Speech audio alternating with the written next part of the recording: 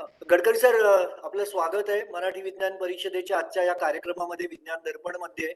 Sir, आपण आपल्याला दिलेला जो विषय आहे रस्ते निर्मितीमध्ये विज्ञान आणि तंत्रज्ञानाचे महत्त्व, या विषयाला सर आपण सुरुवात करावी अशी विज्ञान परिषदेतर्फे मी आपणास विनंती करतो. धन्यवाद. नमस्कार. आदरणीय डॉक्टर अनिल काकोडकर, प्राध्यापक ज्येष्ठराज जोशी, आदरणीय Prabhakar Deodhar, doctor PS Ramani, doctor Vijay Bhatkar, आदरणीय श्री शशिकांत तांबे, डॉक्टर अनिल मोहरीर, उपस्थित सर्व मान्यवर व विज्ञानप्रेमी. भारतात सुमारे 63 लाख किलोमीटरचं रस्त्यांचं नेटवर्क आहे आणि जगाच्या तुलनेमध्ये हे दुसऱ्या क्रमांकाचं रस्ते नेटवर्क आहे. देशाच्या आर्थिक आणि सामाजिक आणि सांस्कृतिक प्रगतीत रस्त्याचं फार मोठं योगदान आहे. आपली संस्कृती, विविधता आणि संसाधने रस्त्याच्या जाळ्यातून जोडली गेली. आदरणीय तांबे साहेब जेव्हा मी बांधकाम विभागाचा मंत्री होतो तेव्हा माझ्या विभागाचे ते सचिव होते. त्यावेळी त्यांनी मला एक वाक्य अमेरिकन प्रेसिडेंट जॉन केनेडी यांचं दाखवलं होतं. ते वाक्य होतं की American roads are not good because America is rich, but America is rich because American roads are good. आणि मग ते वाक्य मी माझ्या ऑफिसमध्ये मोठ्या प्रमाणात लिहून ठेवलं होतं की प्रगती, समृद्धता आणि संपन्नता ही रस्त्याच्या माध्यमातून येते. रस्ते हे देशातील प्रभावी आणि फ्लेक्झिबल परिवहनाचं माध्यम आहे आणि जे डोअर टू डोअर सर्व्हिस आणि first to last mile connectivity प्रदान करतात. देशातील जवळपास 70% माल वाहतूक आणि जवळपास 90% प्रवास वाहतूक ही रस्त्याद्वारे होते. खरं म्हणजे हे चांगलं आहे की वाईट आहे हे समजणं फार अवघड आहे. कारण आपली पहिली प्रायोरिटी जी आहे ती वॉटरवेजला आहे, दुसरी प्रायोरिटी जी आहे ती रेल्वेला आहे आणि तिसरी प्रायोरिटी रस्त्याला आहे आणि चौथी प्रायोरिटी ॲव्हिएशनला आहे. आपण जर एका ठिकाणी रस्त्यावरून गेलो तर 10 रुपयेचा खर्च येत असेल, रेल्वेने जायला 6 रुपये खर्च येतो आणि पाण्याने जायला केवळ 1 रुपया खर्च येतो. आणि म्हणून जलवाहतूक, वॉटर ट्रान्सपोर्ट, सी ट्रान्सपोर्ट हे अतिशय महत्त्वाचं आहे. आणि म्हणून आपल्या इथे रेल्वेवर जास्त ट्रान्सपोर्ट झालं पाहिजे. पब्लिक ट्रान्सपोर्ट ऑन इलेक्ट्रिसिटी याला प्रोत्साहन दिलं पाहिजे, पब्लिक ट्रान्सपोर्टला. आणि रस्त्यावरचं हे कमी झालं पाहिजे, कारण आपण दरवर्षी 8 ते 10 लाख कोटी रुपयाचं आपण पेट्रोलियम प्रॉडक्ट्स इम्पोर्ट करतो. त्याच्यामुळे होणारं प्रदूषण ही देखील मोठी समस्या आहे. आणि म्हणून अनायसे डॉक्टर काकोडकर आणि सगळी मान्यवर मंडळी बसली आहेत. आता आम्ही असं ठरवलं आहे की ethanol, methanol, biodiesel, bio CNG, electricity आणि ग्रीन हायड्रोजन हे फ्युएल तयार करायचे. समुद्रामध्ये जे खारं पाणी आहे त्याच्या सोलर आणि विंड हायब्रिडमधून आपण वीज तयार करायची आणि त्याचा दर जास्तीत जास्त 1 रुपया 70 पैसे 60 पैसे राहील पर युनिट. आणि त्याच्यापासून आपण छोटी मशीन आहे, इलेक्ट्रो ॲनालायझर आहे, ते बंगलोरमध्ये आता मोठ्या प्रदेशात आपल्या बनवण्यास सुरुवात झालेली आहे. आणि त्यातून हायड्रोजन आणि ऑक्सिजन वेगळं केल्यानंतर आपल्याला ग्रीन हायड्रोजन मिळेल. आणि आपल्या देशामध्ये आपण थर्मल कोल वापरतो स्टील इंडस्ट्रीमध्ये, फर्नेसमध्ये. आपण ट्रान्सपोर्टपासून सर्व ठिकाणी भविष्यातली ऊर्जा म्हणून ग्रीन हायड्रोजनचा उपयोग करावा असा प्रयत्न आहे. त्याचबरोबर आता लिथियम आयन बॅटरी आपण 86% देशात बनवायला लागलो आहे. याच्यामध्ये बरंच संशोधन झालं आहे. आता zinc ion, aluminium ion, steel ion, sodium ion याच्यावरही संशोधन सुरू आहे. आणि लिथियम आयन देखील आता स्वस्त व्हायला लागलेला आहे.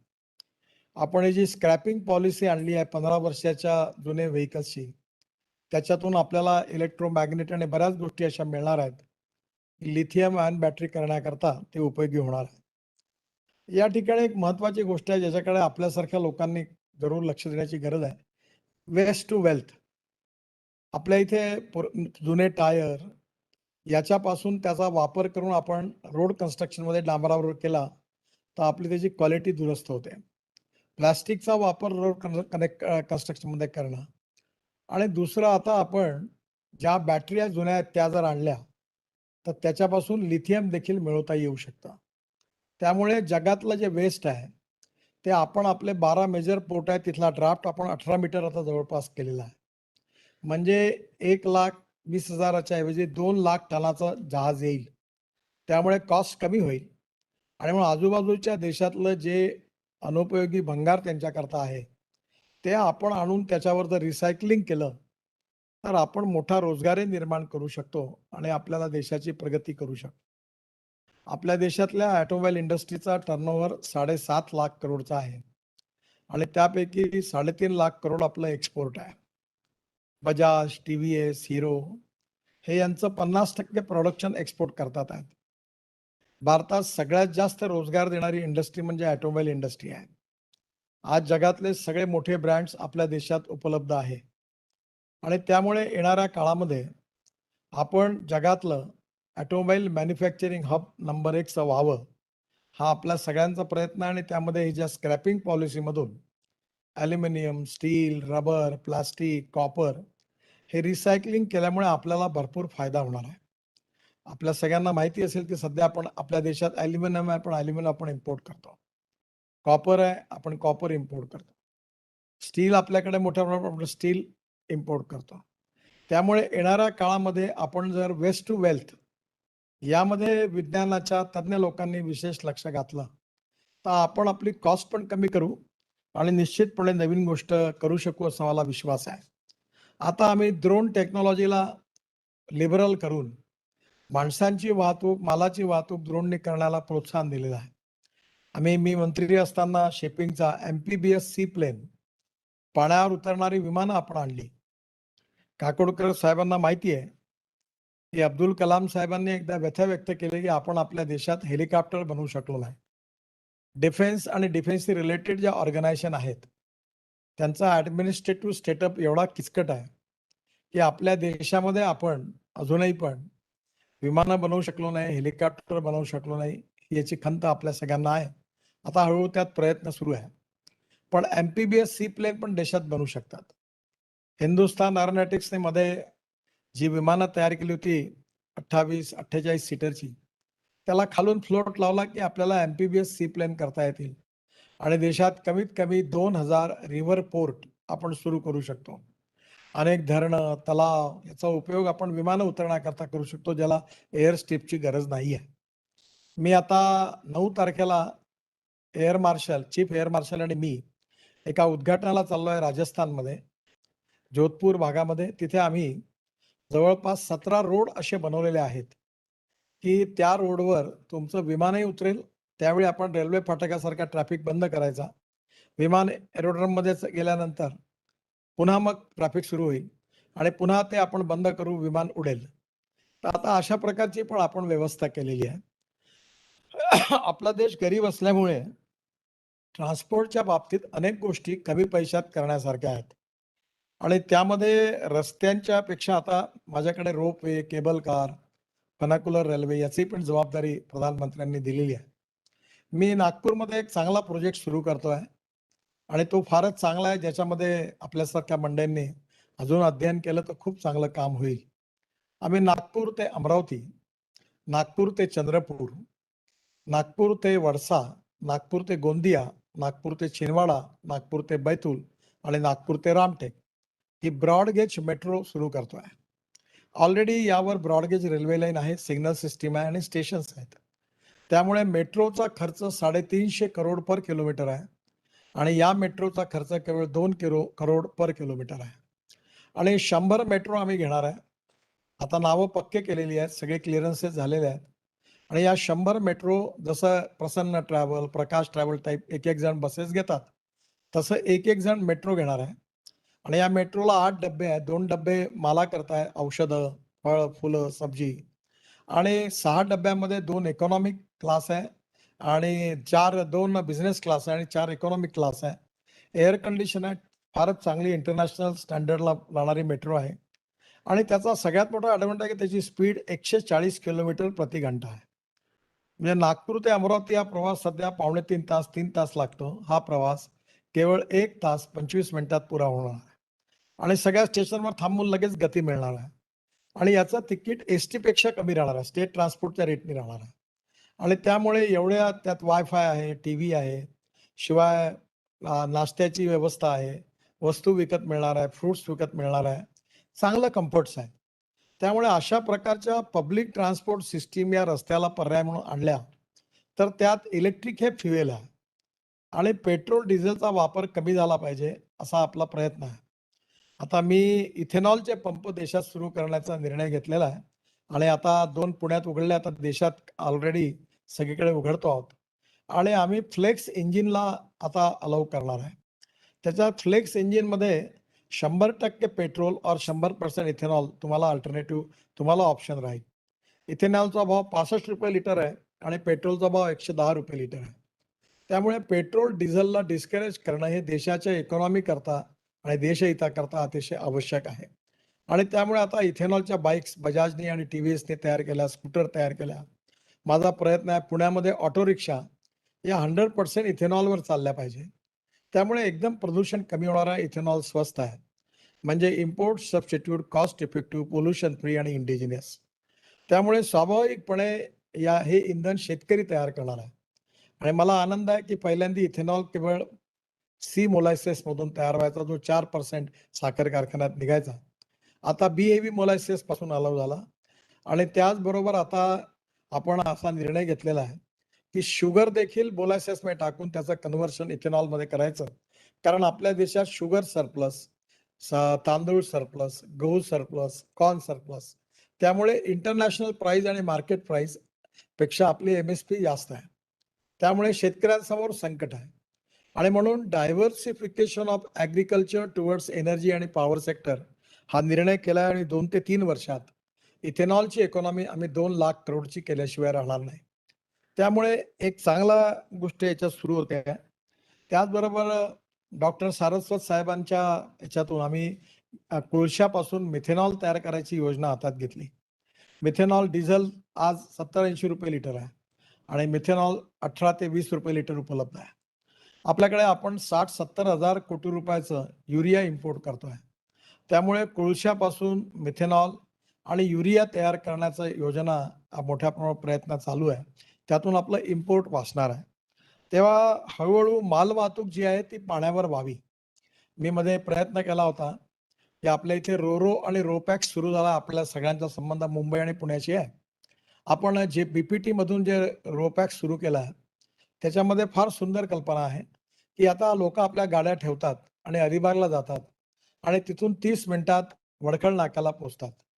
पण आपण जर गेटवे ऑफ इंडियापासून वडखळ नाक्याला जायचं ठरवलं तर 3 तास लागतात आणि हे सगळं जे आहे हे जास्तीत जास्त 1.25 ते 1.5 तासात होईल. म्हणजे आपले जवळपास 1.5 ते 2 तास वाचतात आणि पेट्रोल पण वाचतं.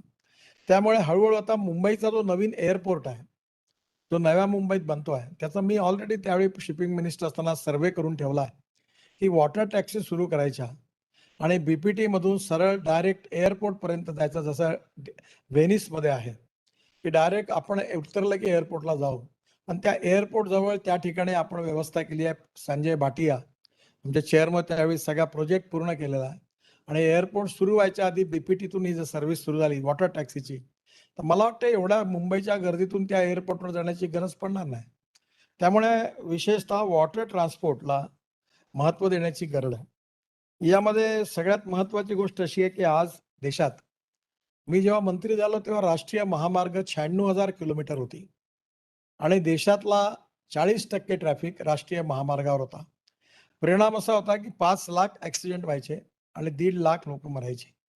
त्यामुळे आम्ही निर्णय घेतला की राष्ट्रीय महामार्ग वाढवायचा आणि त्यामुळे आता आम्ही 1,40,000 किलोमीटर राष्ट्रीय महामार्ग केला असून लवकरच हा 2 लाख किलोमीटरपर्यंत नेणार आहे आणि देशातला साधारण 70 ते 75% ट्रॅफिक हा राष्ट्रीय महामार्गावर येणार आहे. आणि त्यातही आता आम्ही नवीन योजना हातात घेतलेल्या आहे.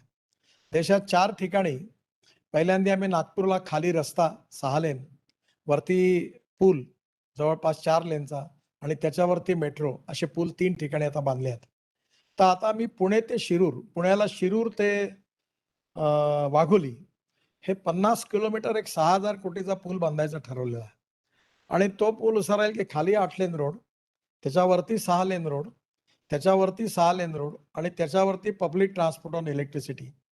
व्यंकटरमण म्हणून एल&टीचे डिझाईन, त्यांनी डिझाईन पण तयार केलेला आहे आणि जवळपास हा 6,000 कोटी रुपयाचा पूल आहे. त्यामुळे पुणे अहमदनगर रस्त्यावर तर सगळं पोल्युशनच कमी होईल. आणि इकडनं औरंगाबादवरून देखील असाच वाळूजपर्यंत असाच प्रकारचा पूल तयार केला तर पुणे औरंगाबाद वेळही वाचेल आणि एकदमच लोकांना ते सुविधांचं होईल. अशा प्रकारे रस्त्यामध्ये विशेषतः अनेक गोष्टी प्लॅनिंग, डिझाइन, ऑपरेशन, मेंटेनन्स ह्याच्यात खूप सुधारणा झाली. पण यात सगळ्यात मोठे कल्प्रिट कोणी असतील, तर हे डी-पी-आर बनवणारे आहेत. हे घरात बसून Googleवर डी-पी-आर तयार करतात आणि या बहुसंख्य कंपन्या, या सरकारी अधिकारी जे रिटायर्ड होतात, ते जे डी-पी-आर बनवणाऱ्या कंपन्या आहेत, ते कामच चांगली नाही करत. त्यामुळे आता मी ठरवलं आहे, की इंजिनिअरिंग कॉलेजकडनं हे डी-पी-आर चेक करायचे आणि यांनी जे चुकीचे केले, आमच्याकडे अशी स्थिती आहे, की डी-पी-आरचे 100% पैसे जे देतात आम्ही त्यांना, तर शेवटचे 20% ते मागायला देत नाहीत. कारण ते कामच परफेक्ट करत नाही. आणि म्हणून डी-पी-आरमध्ये सुधारणा करता प्रोजेक्ट मॅनेजमेंट कन्सल्टन्सी आपल्याला माहिती असेल मुंबई-पुणा एक्सप्रेस हायवे आपण जेव्हा बांधला तेव्हा ही सिस्टम आणली होती. त्यावेळी लँड ॲक्विजिशन, अलाइनमेंट सगळ्या गोष्टीची जबाबदारी पी-एम-सीवर दिली होती आणि टोटल प्रोजेक्ट कॉस्टच्या 3% त्यांना आम्ही पैसे दिले होते. त्यामुळे मुंबई-पुणा एक्सप्रेस हायवे हा जे रिलायन्सचा टेंडर 3600 कोटी रुपयात होता त्या काळात, तो केवळ 1600 कोटीत बांधून पूर्ण झाला. म्हणजे 50% पेक्षा जास्त पैसे वाचले आणि क्वालिटी पण चांगली झाली आणि वेळेत काम झालं. त्यामुळे पी-एम-सी ही सिस्टम आता देशात सर्वदूर लागू करण्याचा आम्ही निर्णय केलेला आहे. त्याचबरोबर सगळ्यात महत्त्वाचा मार्ग होता, की तो म्हणजे रोडचे ॲक्सिडेंट कमी करणं. ह्याच्यामध्ये देखील खूप वैज्ञानिक दृष्टीने काम करण्याची गरज आहे. खरंच चांगले लोकं काम करत आहेत आणि आमचा प्रयत्न आहे, की ब्लॅक स्पॉट्स सगळे नाहीसे करून ॲक्सिडेंटला संख्या कशी कमी करता येईल. जगामध्ये सगळ्यात जास्त रोड ॲक्सिडेंट भारतात होतात. तामिळनाडूमध्ये तिथल्या सरकारने वर्ल्ड बँकेच्या सहकार्याने 50% ॲक्सिडेंट आणि 50% अ, मृत्यू कमी केलेले आहेत.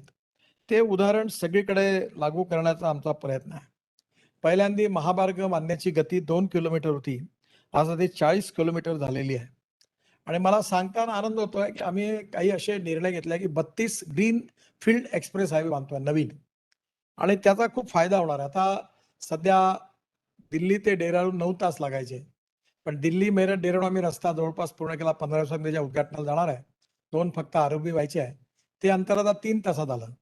आणि अक्षरधामपासून आता नवीन greenfield express highway Delhi Dehradun आम्ही बांधतोय. तो कामही सुरू झालं 3 पॅकेजमध्ये. तर दिल्ली डेहराडून 2 तास, दिल्ली हरिद्वार 2 तास, दिल्ली चंदीगड 2 तास, दिल्ली जयपूर 2 तास आणि दिल्ली मुंबई 12 तास. त्याचबरोबर अशा नवीन हायवे आता बंगलोर ते चेन्नई पण हायवे करतोय, तोही पण आपण 2 तासात पूर्ण करू. ॲक्सिस कंट्रोल हायवे आहे. असे देशात आम्ही 24 एक्सप्रेस हायवे बांधतोय. यातला सगळ्यात महत्त्वाचा महाराष्ट्राच्या दृष्टीने महत्त्वाचा म्हणजे, की उत्तरेतला म्हणजे पंजाब, हरियाणा, राजस्थान, उत्तराखंड, हिमाचल, दिल्ली, गुजरात हा सगळा ट्रॅफिक हा जो दक्षिणेकडे जातो म्हणजे तामिळनाडू, कर्नाटक, केरळ आणि तेलंगणा आणि आंध्र हा सगळा जातो मुंबईवरून. मुंबई आणि पुण्यावरून. पुण्यावरून इकडे सोलापूरकडे आणि इकडे कोल्हापूरकडे आणि यामुळे सगळीकडे मुंबई, पुण्याचं मोठं पोल्युशन आहे. त्यामुळे आम्ही असं ठरवलं आहे, की मुंबई दिल्ली एक्सप्रेस हायवे जो आहे, त्याच्यामध्ये एक निर्णय केला आहे, की आम्ही वसई विरारच्या पलीकडून समुद्रातून एक 50,000 कोटी रुपयाचा ब्रिज बांधून वरळी बांद्रा सी लिंकला तो जोडणार आहे. इकडे जे-एन-पी-टीला जोडणार आहे.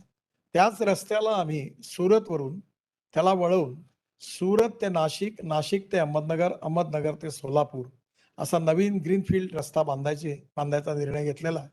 आणि त्यामुळे मुंबई आणि पुण्याला येणारा 50 ते 60% ट्रॅफिक उत्तरेतून दक्षिण हा सगळा कमी होईल आणि हा सगळा या मार्गाने गेल्यामुळे मुंबई पुण्याचंही देखील पोल्युशन कमी होईल आणि त्याचबरोबर जे-एन-पी-टी पर्यंत आल्यामुळे कंटेनरचा ट्रॅफिक जो ठाण्यातून जातो, तो पण निश्चितपणे कमी होईल. तर अनेक गोष्टी रस्त्या निर्माणीत करायचा प्रयत्न आम्ही केलेला आहे. यातला या 22 ग्रीन एक्सप्रेस हायवेचे टोटल प्रकल्प 8,000 किलोमीटर आहे. यातून इंधनाची बचत होईल, सुरक्षा आणि माल हे होईल आणि आता जे ट्रक्स आहेत, ते डिझेलवर आहेत. एक डिझेलचा ट्रक जर एल-एन-जीवर केला, तर 10 लाख रुपये खर्च येतो आणि त्यातून एवढं प्रॉफिट आहे, की एल-एन-जीवर कन्व्हर्ट केला तर याचा पैसा हा 295 दिवसात 10 लाख रुपये वसूल होतात. मी आता नागपूरला एल-एन-जीचे पंप टाकले, सी-एन-जीचे पंप टाकले. आत्ताच मी तुमच्या कार्यक्रमाच्या आधी आमच्या ट्रान्सपोर्ट कमिटीचा जो हे होता त्याचा गाडी सीएनजीवर करण्याचा मी झंडी दाखवली त्याला. त्याच्यामुळे आता मोठ्या प्रमाणात डिझेल पेट्रोलच्या ऐवजी सीएनजी वापरणं आणि ट्रकमध्ये डिझेलच्या ऐवजी एलएनजी वापरणं, हे आम्ही सुरू केलेलं आहे. आणि याच्यामुळे नक्कीच होईल, पण याच्यात पर्याय शेवटचा आहे तो म्हणजे बायोफ्युएलमध्ये आपल्याला जायचं आहे.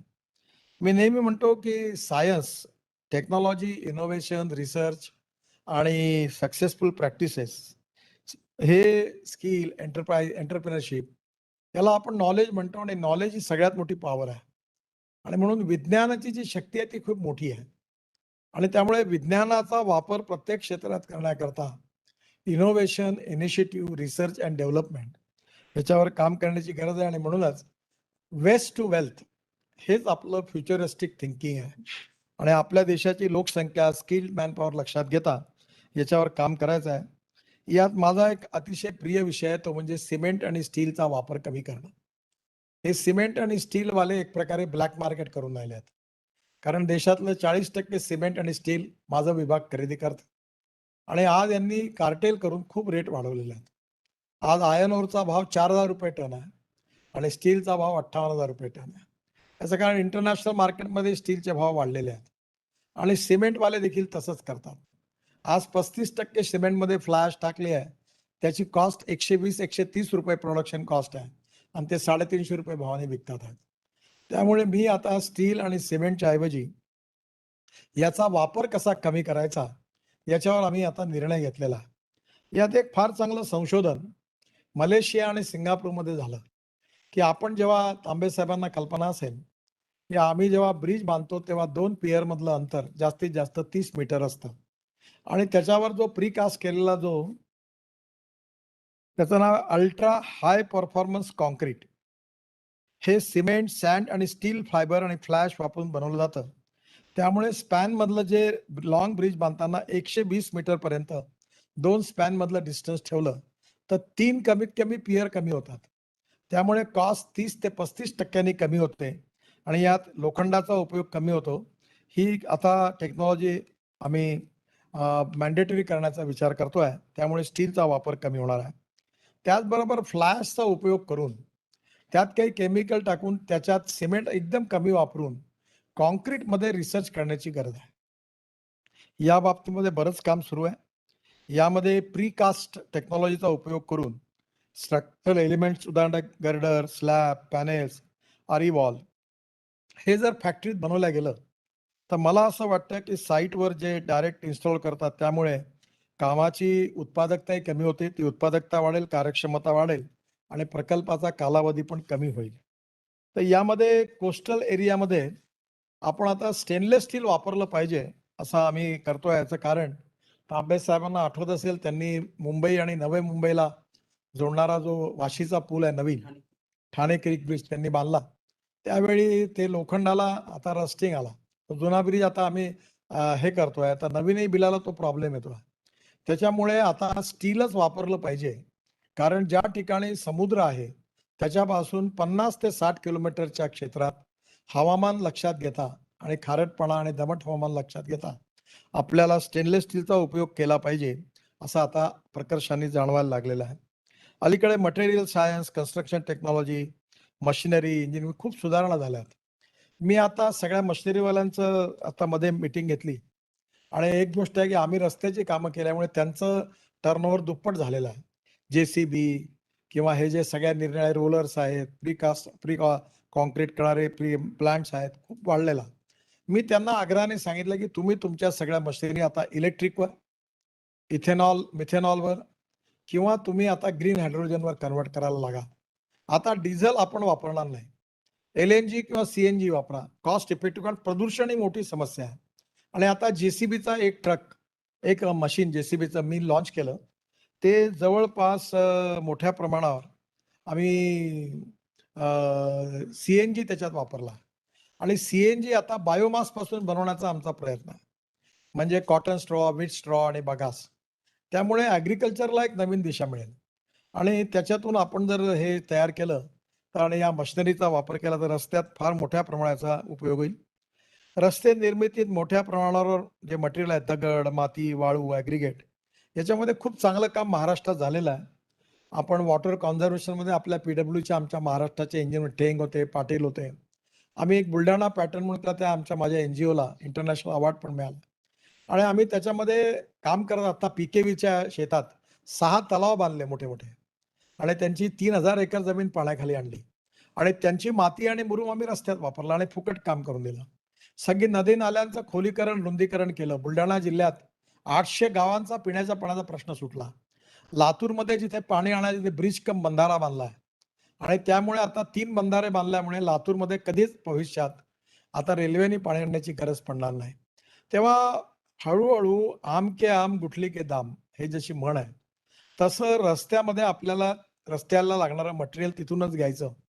आता ऑयन स्लॅगमध्ये जोशी नावाचे आपले इंजिनियर आहेत.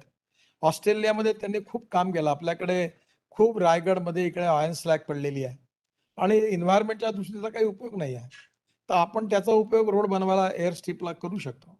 त्यामुळे अनेक गोष्टीमध्ये उपयोग करण्याची गरज आहे. पण यात एक सगळ्यात मोठी अडचण आहे, की सरकारी अधिकाऱ्यांमध्ये इनिशिएटिव्ह नाही आहे. आणि काही चांगलं केलं तर उद्या बिघडलं तर मला कोणी काही जबाबदार धरलं तर माझं काय होईल? त्यापेक्षा जेवढे पैसे होतात ते खर्च होऊ द्या, पण प्रयोग करायचे नाही. अशा प्रकारचा स्वभाव बनलेला आहे. ही मोठी अडचण आहे. अर्थात ती बदलवण्याची गरज आहे आणि त्याच्याकरता आम्ही बरेच निर्णय करतोय. आता आम्ही कॉयर, ज्यूट हे रोडमध्ये वापरलं पाहिजे, याच्याकरता प्रयत्न करतोय. कॉयर आणि ज्यूट जे बायोडिग्रेडेबल मटेरियल आहे, त्यामुळे रस्त्याची स्टेबिलिटी वाढते आणि ड्रेनेज सुधारण्यास मदत होते. ज्यूट आणि कॉयरपासून तयार केलेले जिओ टेक्सटाईल हे पीएमजीएसवाय प्रधानमंत्री ग्राम सडक योजनेमध्ये आम्ही वापरायला सुरुवात केलेली आहे. तांबे साहेब असताना त्यांच्या मदतीने मी अटल बिहारी वाजपेयींनी मला सांगितलं होतं, तेव्हा ही प्रधानमंत्री ग्राम सडक योजना तयार केली होती. आज ही फ्लॅगशिप योजना आहे. 6.5 लाख गावापैकी जवळपास 3.5-4 लाख गावांना पक्क्या रस्त्याने या योजनेमुळे जोडल्या गेलं. त्याच्यात आता ज्यूट आणि कॉयर जर वापरलं, तर विशेषतः केरळ, तामिळनाडू, कर्नाटक इथल्या शेतकऱ्यांना फायदा होईल. त्यामुळे हे जे पेट्रोलियम बेस्ड सिंथेटिक फायबर वापरण्यापेक्षा हे जे नॅचरल फायबर आहे, कॉयर, ज्यूट हे वापरलं पाहिजे आणि बांबूचा उपयोग मोठ्या प्रमाणात करण्याचा आमचा प्रयत्न सुरू आहे. त्यात काही प्रमाणात यश मिळालेलं आहे. पण बांबूचा उपयोग करणं कन्स्ट्रक्शन मटेरियल म्हणून ही पण महत्त्वाची गोष्ट आहे. स्वतःहून नष्ट सेल्फ डिग्रेडेबल असल्यामुळे त्या मटेरियलचा उपयोग फायद्याचा आहे. केमिकल कोटिंग करून त्याची लाईफ वाढवता येईल का याचाही प्रयत्न सुरू आहे. त्यामुळे मला विश्वास आहे की रबर आणि प्लास्टिक क्रम रबर मॉडिफाईड बिटुमिन त्याला CRMB म्हणतात. ही पर्यावरणास अनुकूल अतिशय उत्तम टेक्नॉलॉजी आहे आणि याच्यामध्ये पण मोठ्या प्रमाणात काम करून आपल्या गाड्यांचे जे टायर आहेत, त्याचं वेस्ट रबर तंत्र आपण वापरू शकतो आणि म्हणून व्हेइकल स्क्रॅपिंग प्रोग्राममध्ये आम्ही टायरच्या स्क्रॅपिंगच्या बाबतीत देखील प्रोत्साहन देणार आहे. मला विश्वास आहे, की येणाऱ्या काळामध्ये ग्रीन हायवेची संकल्पना ऑलरेडी आली आहे आणि याच्यामध्ये वर्ल्ड बँकेच्या मदतीने आम्ही जवळपास 10-12 मोठे प्रकल्पही करतोय ठिकठिकाणी देशात. ते संपूर्ण ग्रीन टेक्नॉलॉजी आहे. झाडं लावणं, झाडं जगवणं याच्यामध्ये पण आता जेवढं पाहिजे तसं यश मिळू शकलं नाही. पण आता मी आग्रह केला आहे, की 3 मीटरच्या वरचंच झाड लावलं पाहिजे आणि झाडं आता कापायची नाही, ट्रान्सप्लांट करायची. माझा अंदाज आहे, की नीट प्रयत्न केला तर देशात ट्रान्सप्लांट करणारे 700-800 कॉन्ट्रॅक्टर लागतील एवढं काम आहे. आणि आपण झाडं तोडता कामा नये, ती ट्रान्सप्लांट करावी असा आमचा प्रयत्न आहे. याच्यावरही मोठ्या प्रमाणात काम सुरू आहे. आणि म्हणून याच्यात आता नुकतंच द्वारका एक्सप्रेस हायवे हा स्टेट ऑफ आर्ट प्रोजेक्ट आहे. त्या प्रोजेक्टमध्ये आम्ही 12,000 झाडं ट्रान्सप्लांट यशस्वीपणे केलेली आहे. फार सुंदर प्रोजेक्ट आहे गुडगावला, दिल्लीच्या जवळ. त्यामुळे याच्यातून देखील नक्कीच काही मदत होईल. एक महत्त्वाचं आहे, की टनेलमध्ये ड्रिलिंग करता एक navigation satellite and computer controlled drilling जम्बोचा उपयोग होतो. आता त्याचाही आम्ही 2 लाख कोटी रुपयाच्या टनेल बांधतोय येणाऱ्या 3-4 वर्षात. आम्ही याच्या टनेलचं डिव्हिजन तयार करतोय. अटल टनेल हे फारच सुंदर आहे. तो आपण जरूर बघा. मला आता मी बघितलं ज्यावेळी, की वरतून मला जायला रोहतांग बायपास तिथपर्यंत पोहोचायला 4.5 तास लागले आणि 11 मिनिटात मी पुन्हा मागे आलो. त्यामुळे टनेल आता आम्ही पूर्ण लद्दाख, लेहपर्यंत 4 टनेल बांधतोय आणि त्यामुळे डायरेक्ट आपल्याला आपल्या आपलं रोहतांग पासून पुढे आपलं जे एक मनाली आहे, तिथून डायरेक्ट लद्दाख, लेहपर्यंत जाण्याचा एक नवीन रस्ताही तयार करतोय हिमालयातून. इथे फार मोठं पर्यावरण उभं होईल आणि हे एकदम चांगलं होईल. दुसरं जोजिला टनेल आम्ही बांधतोय. त्याचा 4 वेळा टेंडर काढलं. 5व्यांदा मी खूप त्याच्यावर प्रयत्न केला. त्याचे क्वालिफिकेशन्स बदलवले टेक्निकल आणि फायनान्शियल आणि मला सांगताना आनंद होतोय, की त्याच्यात 5,000 कोटी रुपये वाचले. 11,000 कोटीची टनेलमध्ये 5,000 कोटी वाचले आहे. आता त्याचा मलबा बाहेर काढून रोड तर बांधतोच आहोत. पण त्याच्याबरोबर मी आता तिथे 800 हेक्टर जागा घेतलेली आहे आणि जसं स्वित्झर्लंडचं डावोस आहे तिथे -8 डिग्री टेम्परेचर आहे आणि तिथे एक डावोस सारखं मोठं शहर टुरिझमच्या दृष्टीने बनवायचं कन्व्हेन्शन सेंटरमधला माझा विचार आहे. एक उत्तराखंड ओली जागा आहे तिथेही पण अशाच प्रकारची सिटी विशेषतः एक छान सिटी आपल्याला तयार करता येईल. तर आपल्या देशातल्या लोकांना स्वित्झर्लंडमध्ये जाण्याची किंवा युरोपमध्ये जाण्याची गरज नाही. त्यापेक्षा चांगलं आहे. मला आनंद आहे की विशेषतः आपण मानस सरोवरला जातो. तर आम्ही पिथौरागडवरून नेपाळची बॉर्डर घेऊन आणि तिकडनं जवळपास मानस सरोवरपर्यंत पोहोचणारा रस्ता बांधायला घेतलाय आणि अतिशय कठीण परिस्थितीत आपले BRO ते काम करतात आहेत. 85% काम पूर्ण झालेलं आहे.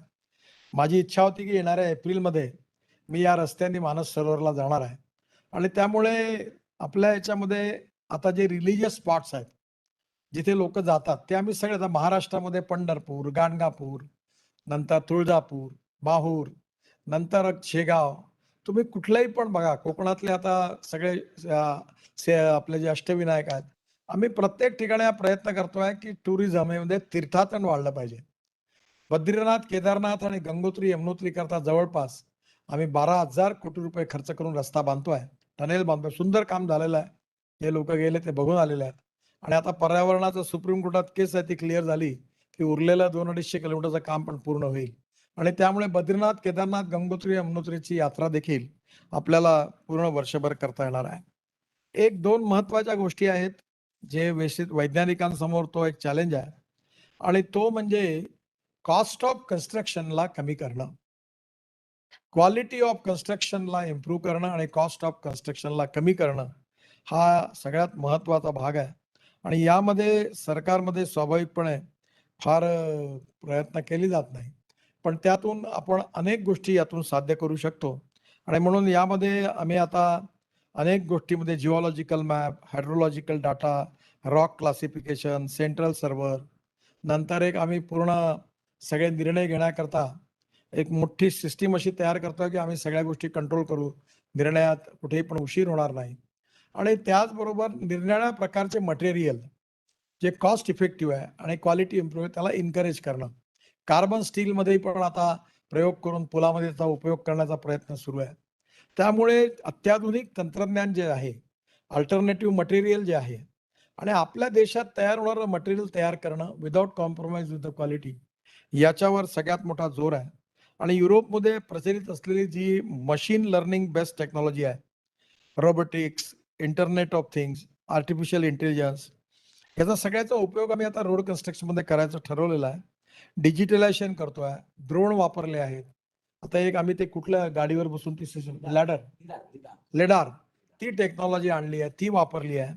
तर टेक्नॉलॉजीचा उपयोग करणं, इंजिनिअर्सला प्रशिक्षित करणं, तसंच DRDO, geological survey of India, national institute of hydrology अशा सगळ्यांचं आम्ही मदत पण या टनेल वगैरेच्या कामात घेतोय आणि म्हणून या ह्याच्यात रोड्स, ब्रिजेस, टनेल्स याच्यावर काही युनिव्हर्सिटी उघडण्याचा प्रयत्न आहे.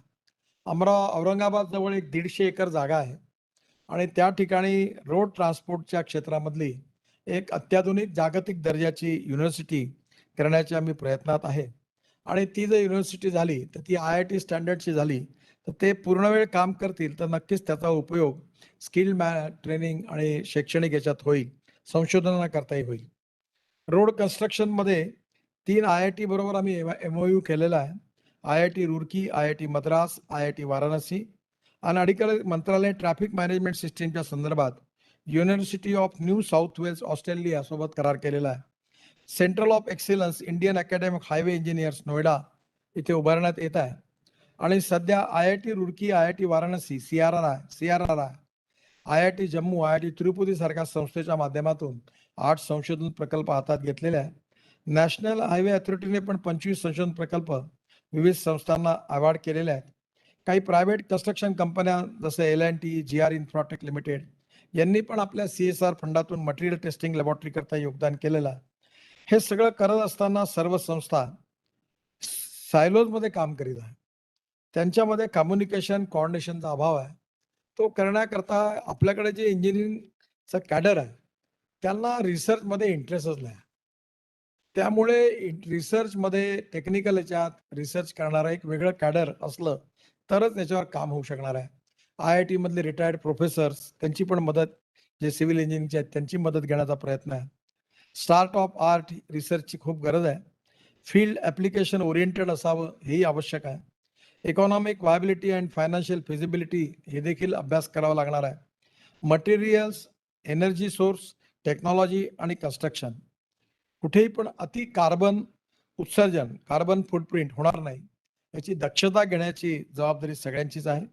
साऊंड, वॉटर आणि एअर पोल्युशन कमी करता येईल याच्यावर संशोधन सुरू आहे. नुकताच मी एक निर्णय घेतला ट्रान्सपोर्ट मंत्री म्हणून, की आपले हॉर्न कर्कश वाजतात. तर मी आता सांगितलं की आम्ही कायदा करतोय की आता आपला इंडियन जे म्युझिक इन्स्ट्रुमेंट्स आहेत, तबला आहे, पेटी आहे, व्हायोलिन आहे, शंख आहे, त्याच्याच आवाजात हॉर्न असला पाहिजे. आणि त्याची ती जी आवाजाची शक्ती आहे ती देखील मिनिमम असली पाहिजे. जे लोकांना आवाज सुखद वाटला पाहिजे. आता कायदा करणार आहे. आणि हां? डेसिबल कमी करणार आहे. कारण एअर पोल्युशन, वॉटर पोल्युशन आणि साउंड पोल्युशन या तिन्ही बाबतीत काम करण्याची गरज आहे. आणि याचाच भाग म्हणून कन्स्ट्रक्शन इक्विपमेंट वगैरे याच्या बाबतीत आम्ही अल्टरनेटिव्ह फ्युएल करताही पण प्राधान्य दिलेलं आहे. टेक्निकल मॅनपॉवर प्लॅनिंगमध्ये, एस्टिमेशनमध्ये, valuation, design, construction, operation, maintenance मोठी आहे. माझ्या काळामध्ये तांबेसाहेब असताना आम्ही इंजिनिअरिंग ग्रॅज्युएटला कॉन्ट्रॅक्टर बनवलं. आजही मला ठिकठिकाणी ते भेटतात. ते करोडोपती झाले आहेत. त्यामुळे नक्कीच याच्यात फायदा आहे. इंजिनिअरमध्ये civil, mechanical, electrical, instrumentation, IT, प्रोफेशनल्समध्ये geologist, hydrologist, quality and safety auditor, surveyor आणि स्किल्ड मॅनपॉवरमध्ये new technology, digital tools, software, drivers for construction equipment machineries, trained labours, draftsman, material testing, laboratory technician etcetera ह्याचंही आहे. आणि steel आणि cement झाल्यानंतर तर मला बँडबाजाच वाजवायचा आहे. याचा वापर कमी करायचा आहे. त्याशिवाय हे काही कार्टेल बंद होणार नाही. त्यामुळे या संशोधनात कार्बन स्टीलचे पण आता आम्ही प्रयत्न करतोय. त्यामुळे येणाऱ्या काळात स्टील आणि सिमेंटचा वापर कमी करणं, अल्टरनेटिव्ह मटेरियल उभं करणं आणि कॉस्ट ऑफ कन्स्ट्रक्शन कमी करणं आणि क्वालिटी ऑफ कन्स्ट्रक्शन इम्प्रूव्ह करणं आणि रोड साईडमध्ये आता आम्ही नवीन आणतोय, कारण आम्ही आता पैशाची काही कमी नाही आहे. मी यावेळी आतापर्यंत 35 ते 40 लाख कोटी रुपयाचे रोड बांधले. अजून एक 50 लाख कोटी रुपयाचे रोड या 4 वर्षात बांधण्याचा विचार आहे. ते आम्हाला पैशाचं मॉडेल जमलं मॉनिटाईज करायचं. त्यामुळे आता करोडो पैसे उभे करण्यात काही अडचण नाही आहे. पण त्याचबरोबर रोडच्या माध्यमातून रोजगाराची निर्मिती करत असताना विशेषतः क्वालिटी आणि एक इंटरनॅशनल स्टँडर्ड जे आहे, त्याच्या आधारावर आपण कमी होता कामा नये. कालच मी बिहारमध्ये एक कार्यक्रम करत होतो. आम्ही खूप पूल बांधतोय गंगेवर 7-7, 8-8 पूल बांधतोय. तर मी म्हटलं की आपला येत्या 3 वर्षामध्ये आपले रस्ते अमेरिकन स्टँडर्डच्या बरोबरीचे पोहोचले पाहिजे. हीच कल्पना आहे. पण रस्त्याचा वापर कमी व्हावा, जलमार्गाचा वापर जास्त व्हावा, रेल्वेचा व्हावा, ग्रीन हायड्रोजनवर चालणारं रेल्वेचं इंजिन यावं. ग्रीन हायड्रोजनवर चालणारे आपल्याकडे कॅटरमेरन, हॉवरक्राफ्ट, त्याच्यानंतर सी प्लेन सुरू व्हावे, एअर बोट सुरू व्हावी. आपले आपण आता मुंबई टू गोवा मोठं एक चांगली बोट सुरू केलेली आहे. जलवाहतुकीमध्ये मालवाहतूक मोठ्या प्रमाणावर व्हावी, प्रवासी वाहतूक व्हावी आणि रस्त्यावरचं जे आहे, त्या रस्त्याच्या मध्ये आता हायवे देखील दिल्ली ते जयपूर करायचं काम आम्ही हातात घेतलं आहे. ज्यामध्ये रेल्वेसारखं ट्रक वरती केबलला लागून इलेक्ट्रिकने जाईल आणि त्यामुळे इलेक्ट्रिक हे आपलं इंडिजिनस स्वस्त फ्युएल आहे आणि प्रदूषणाचा काहीच न करणार असल्यामुळे टेक्नॉलॉजीचा उपयोग करून ज्ञान, विज्ञान, तंत्रविज्ञान, innovation, entrepreneurship, science, technology, research, skill आणि सक्सेसफुल प्रॅक्टिसेस याच्या आधारावर नॉलेजचा उपयोग करून, विज्ञानाचा उपयोग करून जास्तीत जास्त देशाच्या जनतेला सस्टेनेबल रस्ते कसे देता येतील आणि रस्ते बांधत असताना शेतकऱ्याचं कल्याण कसं करता येईल, वॉटर कॉन्झर्वेशनचं काम कसं करता येईल, त्याचबरोबर road side industrial cluster, smart city हेही निर्माण करायचं काम आम्ही हातात घेतलेलं आहे. मी 38 लॉजिस्टिक पार्क बांधतोय. एक ब्रह्मपुत्रेवर आसाममध्ये 2 जोगीपोगा म्हणून मोठा पार्क बांधतोय. त्याच्यामुळे आपली लॉजिस्टिक कॉस्ट कमी होईल. लॉजिस्टिक पार्क झाल्यामुळे प्रगती होईल, ग्रोथ वाढेल आणि आपला जीडीपी पण वाढेल, एक्सपोर्ट पण वाढेल. आणि एक्सपोर्टमध्ये जी आपली लॉजिस्टिक कॉस्ट आज 16 ते 17% आहे, ती 10 ते 12% आणणं शक्य होईल जर आपण LNG वापरला, रस्ते चांगले झाले, ट्रॅफिक जामपासून मुक्ती मिळाली, तर नक्कीच येणाऱ्या काळात आपल्याला फार चांगलं याच्यातून देशाच्या हिताकरता काम होणार आहे.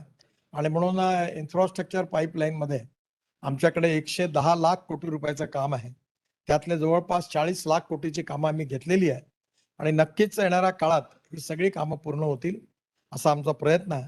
आणि निश्चितपणे विज्ञानाच्या माध्यमातून कन्स्ट्रक्शनमध्ये जेव्हा तंत्रज्ञान बदलत जाईल, ते कॉस्ट इफेक्टिव्ह पण राहणार आहे आणि देशाच्या हिताचंही राहणार आहे. आणि त्यात आपल्यासारख्या अनेक लोकांचं, सगळे दिसलेले समोर लोक आहेत ज्यांचं देशाच्या वैज्ञानिक क्षेत्रामध्ये खूप मोठं योगदान आहे. आणि म्हणून आपल्या सगळ्यांच्या प्रोत्साहनाने, आशीर्वादाने नक्कीच आपल्याला अपेक्षित असणारं चित्र रस्ते निर्मितीमध्ये आम्ही नक्की करू, असा विश्वास व्यक्त करतो आणि माझं बोलणं संपवतो. धन्यवाद.